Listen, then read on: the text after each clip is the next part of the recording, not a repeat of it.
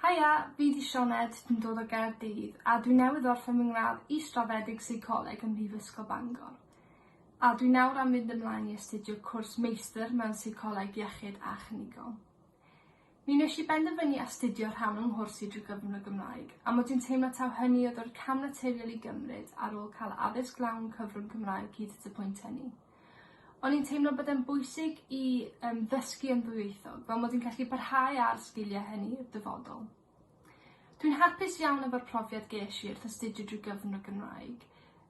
Roedd yr awyrgylch dysgu yn gyfforddus yn grisawgar, yn enwedig gan bod yna lai ohonyn ni yn y dosbarthiadau ac felly oedd e'n teimlo'n fwy personol.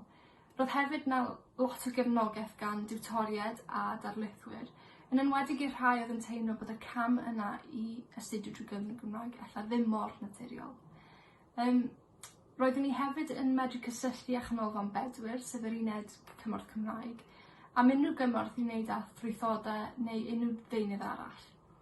So ni'n awgrymu unrhyw un sy'n ystyried astudio drwy gyfrwng y Gymraeg i fynd amdani. Mae'r gallu i gyfathrebu ac i weithio drwy gyfrwng y Gymraeg wir yn un werthfawr ac mae'n medru agor gymaint o ddrysau.